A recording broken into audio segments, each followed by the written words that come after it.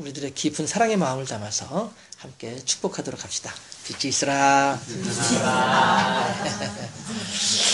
이 예비 신랑 신부의 삶에도 하나님의 빛이 충만하기 바랍니다. 그래요. 어저께인가, 우리 애들하고 같이 TV를 보다가 꽃보다 할배라고 하는 프로그램을 봤어요. 아주, 요즘에 외국 여행하는 프로그램들 많이 있잖아요. 굳이 거기까지 안 가더라도 그곳의 형편들을 이렇게 살펴볼 수 있는 그런 측면에서 참 좋은 프로그램이다 생각을 했고요. 또 어떤 생각을 했냐 하면, 거기에 이제 출연한 그 이서진이라고 하는 남자 탤런트, 참 저 사람이 고생이 많구나. 그런 생각을 했습니다. 그런데, 바로 꽃보다 할배라고 하는 그 프로그램이 인기가 있는 이유 가운데 하나가, 저 이서진이라고 하는 젊은 사람의 수고가 있었기 때문이 아닌가 하는 생각을 하는 거죠. 사실 아시죠? 이서진이라고 하는 사람의 어머니가 김용림이라고 하는 유명한 탤런트잖아요. 그쵸? 신구하고, 아무튼 거기 출연하는 할배들하고 같은 연배, 동료, 탤런트이고 하다 보니까, 결국에 이제 자기 부모뻘이 되는 사람들이 되는 거죠. 그러니까 이서진이라는 사람의 입장에서는, 해서, 부모뻘 되는 어른들을 이제 극진하게 성실하게 이렇게 섬기는 모습이, 그 프로그램이 인기 있는 이유 가운데 하나가 아니겠나 하는 생각을 하게 됐어요. 그게 왜 그러냐 하면, 어느 누구나, 이 어른으로서 대접받고 싶은 마음은 누구나 다 가지고 있는 것 아니겠어요? 인지상정 아니겠냐 하는 것이죠. 했을 때, 이 프로그램이 그래서 인기가 많은 게 그것 때문이겠구나 하는 생각을 해본 적이 있습니다. 그만큼 이 지혜로운 사람이라고 하는 것은요, 오늘 제목을 주와 동행합시다 라고 하는 제목으로 함께 설교 말씀을 하나님 말씀 함께 듣고자 하는데요. 지혜로운 사람이라고 한다면 지금 내가 누구와 같이 있는지, 지금 내가 누구와 동행하고 있는지를 알고 그에 맞게 행동하는 사람이, 이 사람이 지혜로운 사람이라고 할 수 있겠죠. 그러니까 만약에 제가 이제 우리 애들하고 같이 이제 간다 할 때, 애들하고 같이 어디 길을 걸어간다, 어디 밥을 먹는다라고 했을 때, 제가 마치 우리 아버지 어른들을 이렇게 모시듯이 그렇게 아이들을 모시면서 지내게 되면 아이들도 아마 불편할 것 같아요. 그렇죠?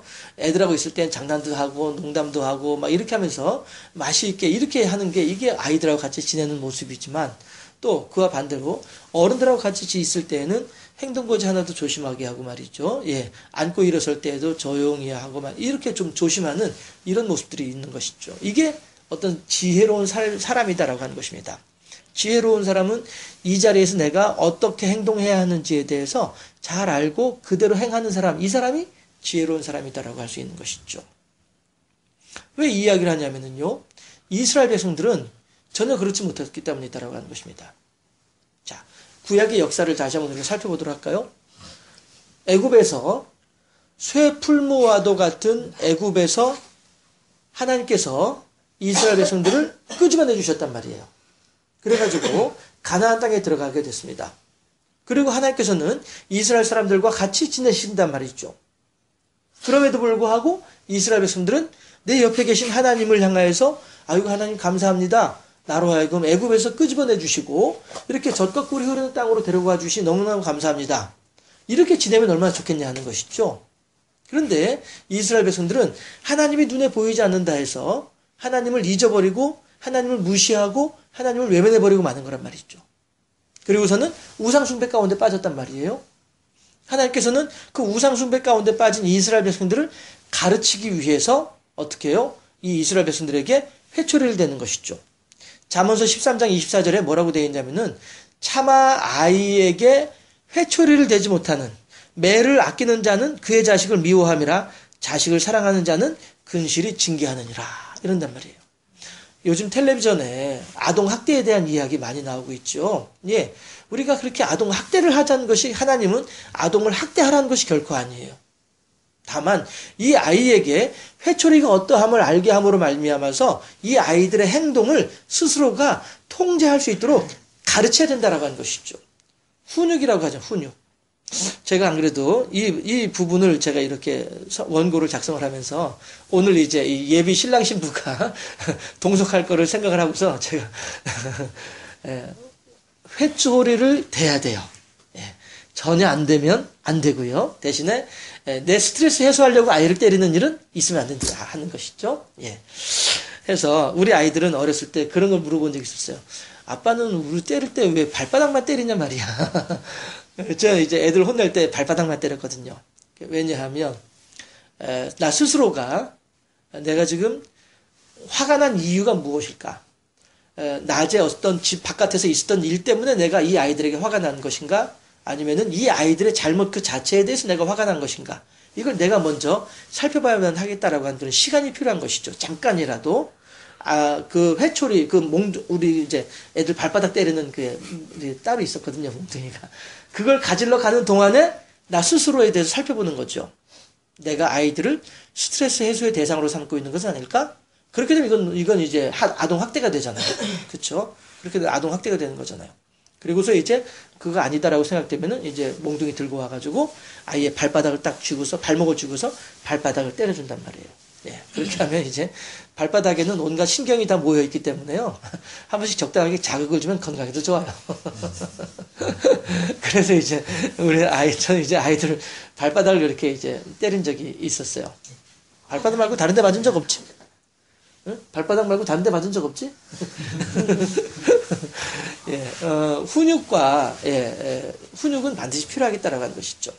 하나님은 이스라엘 백성들을 이렇게 훈육하고 계시는 거예요. 네. 하나님께서는 이스라엘 백성들을 가르쳐주고 계시는 거예요.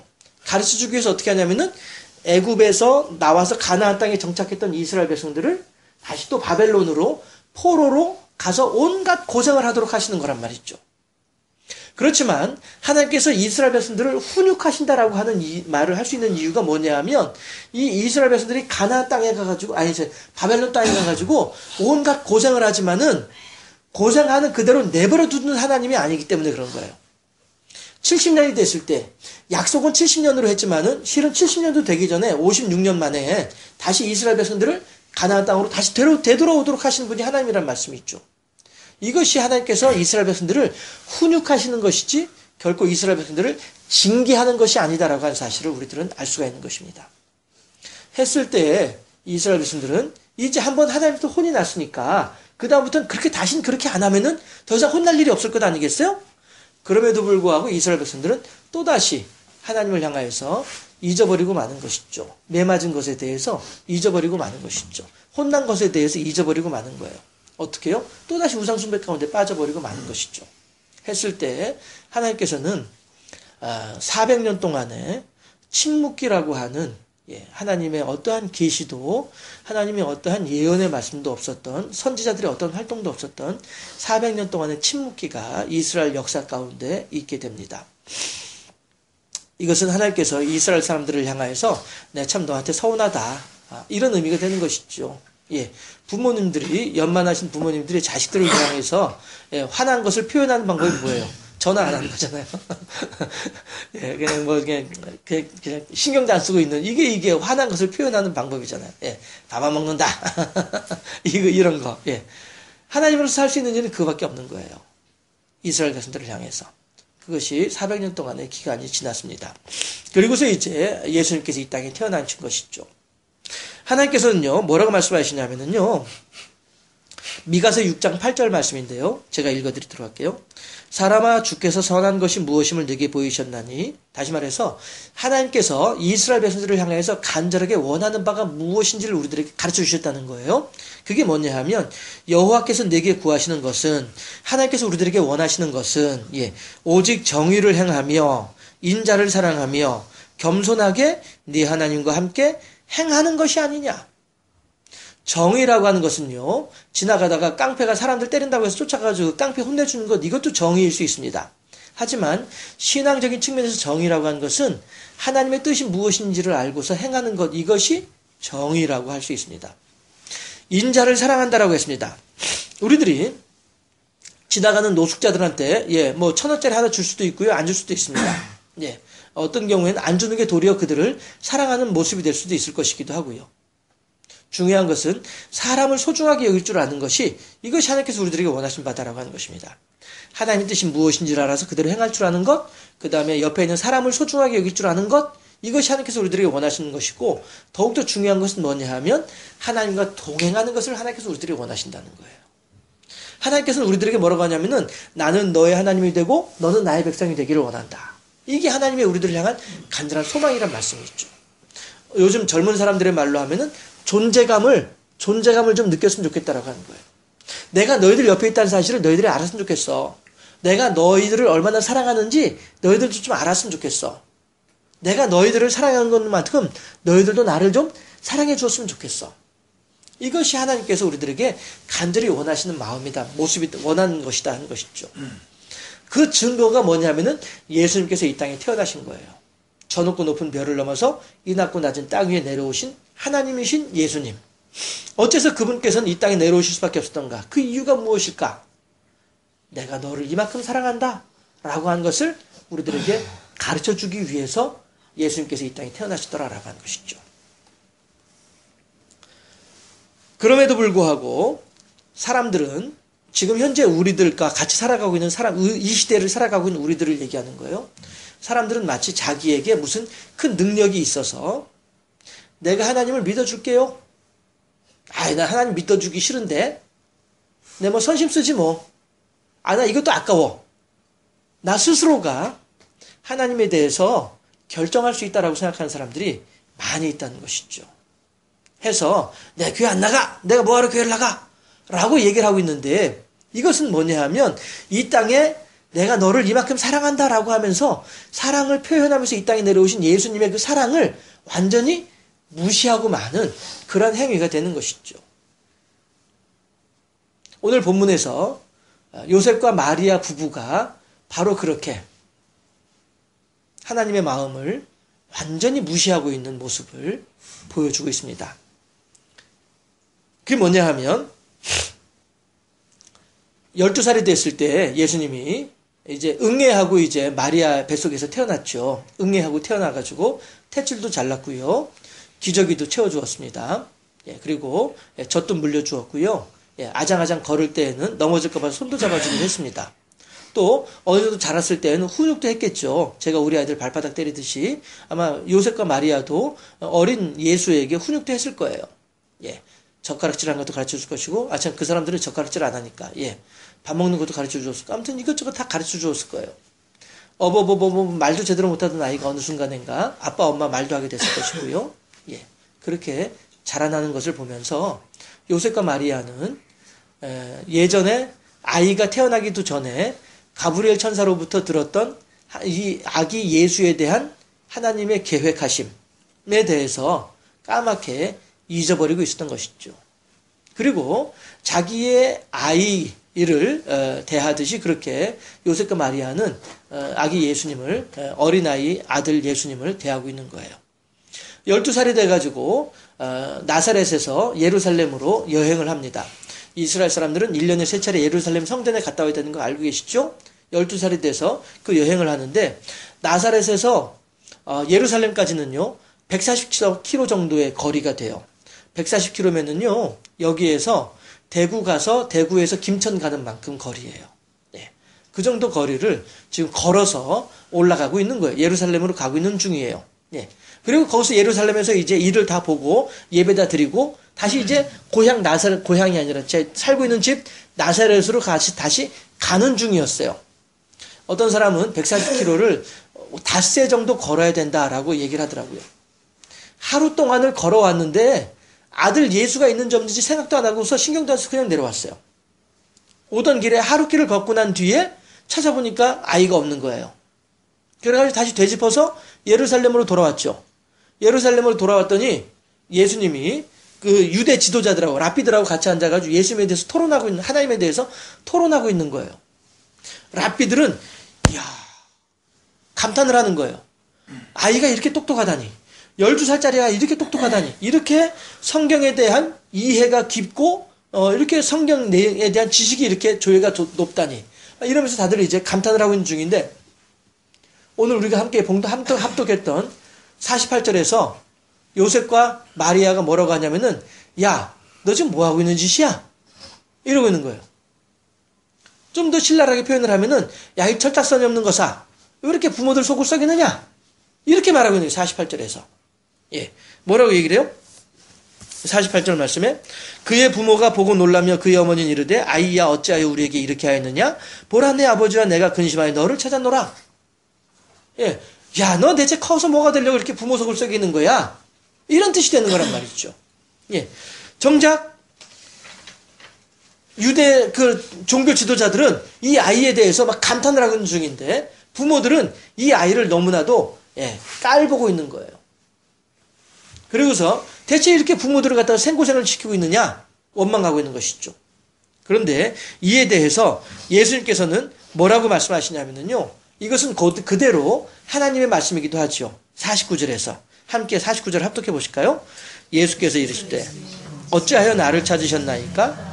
내가 내 아버지 집에 있어야 될 줄을 알지 못하셨나이까 하시니. 아멘. 이게 무슨 말이에요? 대체 요셉과 마리아 당신들은 내가 태어나기 전에 당신들의 뱃속에 들어가 있을 때 그때 가브리엘 천사로부터 들었던 말에 대해서 대체 기억을 하고 있는 거요? 모르고 있는 거요? 다 잊어버리고 있단 말이요? 내가 누군지 아직도 몰라? 나는 하나님의 아들이야. 내가 내 아버지 집에 있어야 되는 것이 마땅한 일이지. 왜 나를 이렇게 철없는 어린아이라고 이렇게 나를 힐문하고 있는가? 아이고 이 어리석은 사람들아. 지금 예수님이 49절에 하신 말씀의 의미는 그런 의미가 되는 것입니다. 그럼에도 불구하고 요셉과 마리아는 50절에 보니까 도저히 그게 무슨 말인지 깨닫지 못하더라 라고 나와 있습니다. 이게 왜냐하면 이 요셉과 마리아는 아까도 말씀드렸던 것처럼 어린아이 예수를 바라보면서 그 아이가 성장한 모습을 바라보면서 이 아이는 도저히 하나님의 아들이라고 할 수 없다. 하나님의 아들이 어떻게 이렇게 사람하고 똑같을 수가 있을까? 이것 때문에 이 아이가 하나님의 아들이라는 사실에 대해서 망각하고 있었기 때문이다라고 하는 것입니다. 우리들은요, 애굽에서 가나안으로 들어오게 된 것도 하나님의 은혜고 바벨론에서 다시 가나안으로 되돌아오게 된 것 또한 하나님의 사랑의 결과입니다. 그럼에도 불구하고 오늘 우리가 하루 건강하게 살아가고 오늘 우리가 한 해를 이렇게 건강하게 지낼 수 있었던 것 또한 하나님의 사랑의 결과였음에도 불구하고 우리들은 마치 요셉과 마리아 부부가 그러하던 것처럼 우리들도 또 이스라엘 백성들이 그러했던 것처럼 우리들도 내 옆에 계신 하나님에 대해서 잊어버리고 마는 경우들이 너무나도 많이 있더라 하는 것이죠. 심지어는 우리들이 살아가는 이 실생활 속에서 저도 마찬가지로 지난 한 주간 동안의 삶을 다시 한번 돌아볼 때 너무나도 많은 부분들에 있어서 너무나도 많은 시간들에 있어서 하나님께서 내 옆에 계시다라고 하는 사실에 대해서 잊어버리고 지내는 일들이 너무나도 많이 있음을 고백할 수밖에 없다라고 하는 것입니다. 이것은 하나님께서 우리들에게 원하시는 삶의 모습은 결코 아니다 하는 것이죠. 하나님께서 뭐라고 말씀하세요? 제발 나와 함께 있자. 이게 하나님의 마음이거든요. 제발 내가 네 옆에 있다는 사실에 대해서 네가 좀 알아줬으면 좋겠다라고 하는 것입니다. 이스라엘 백성들의 눈에는 하나님이 안 보이신다 할지언정 하나님은 여전히 이스라엘 백성들의 하나님이시란 말이죠. 요셉과 마리아 부부의 눈에 아들 예수가 안 보인다 할지언정 그 아들은 여전히 요셉과 마리아 부부의 아들인 것은 분명해요. 이런 것처럼 우리들도 마찬가지로 우리들의 눈에 하나님이 안 보이신다 할지언정 하나님은 여전히 내 하나님이다라고 하는 것이죠. 마치 지금 이 자리에 내 가족들이 없어요. 그럼에도 불구하고 그들과 나는 여전히 가족이라는 끈으로 매여져 있는 것처럼 말입니다. 우리들의 눈에 하나님이 안 보이신다 할지라도 우리들의 생각 속에서 하나님께서 잠시 떠나게 계신다 할지언정 우리들은 하나님을 떠날 수 있을지 몰라도 하나님은 결코 우리들을 떠나지 아니하신 분이 하나님이다라고 하는 사실이죠. 이 사실을 우리들의 마음에 늘 깊이 새기면서 내 스스로가 하나님과 동행하는 자의 마음으로 마치 처음에 시작할 때 이서진이라고 하는 젊은 탤런트가 할아버지 아버지 뻘 되는 그 어른들을 극진하게 할 수 있는 만큼 최대한 성실하게 이렇게 섬기면서 그렇게 그들과 여행을 할 때 그 방송 프로그램이 많은 사람들에게 공감을 얻고 인기가 있는 것처럼 말이죠. 이것이 사람들의 마음이라고 한다면 하나님께서 우리들에게도 똑같은 마음으로 우리들에게 역사하신 분이 하나님이라는 것이죠. 우리들은 따라서 그 하나님과 더불어서 동행할 수 있어야 되겠다 하는 것입니다. 우리들은 마땅히 그 하나님과 더불어 함께하는 자의 마음으로 살아야 되겠다라고 하는 것입니다. 우리도 이 요셉과 마리아 부부가 하룻길을 다시 되짚어서 예루살렘으로 오는 것이 왜 그래요? 부모이기 때문에 그런 거란 말이죠. 멀리 떨어져 있는 내 아들이지만은 그래도 부모이기 때문에 아들에게 찾아오는 거야. 이게 부모의 마음인 것처럼 우리들 또한 그렇게 하나님께서 우리들에게 찾아오고 계시고 우리들 또한 그렇게 하나님께 가까이 찾아가야만 하는 이러한 아름다운 상합의 관계로서 하나님과 우리들이 맺어져야 되지 않겠느냐 하는 것입니다. 저 높고 높은 별을 넘어서 이 낮고 낮은 땅 위에까지 내려오신 예수님의 마음은 바로 그렇게 요셉과 마리아 부부가 아들 예수를 찾아가는 마음처럼 우리들에게 찾아오시는 예수님의 마음처럼 우리 또한 그렇게 우리에게 찾아오신 하나님의 마음처럼 우리도 예수님을 찾아가야 되겠다는 것이죠. 그것이 우리를 향한 지극한 하나님의 사랑을 헤아려서 더욱더 하나님과 함께 행하는 우리들의 복된 삶의 모습이 그렇게 할 때 복된 삶이 우리들에게 보장이 되어질 것이고 그렇게 할 때 우리들은 더욱더 아름다운 삶의 주인공이 될 수 있지 않겠는가 하는 것입니다. 주님과 동행하는 복되고 아름다운 삶을 살아가는 우리 모두가 되어주시고 2016년도의 삶이 될 수 있기를 주님의 이름으로 축원합니다. 기도하겠습니다.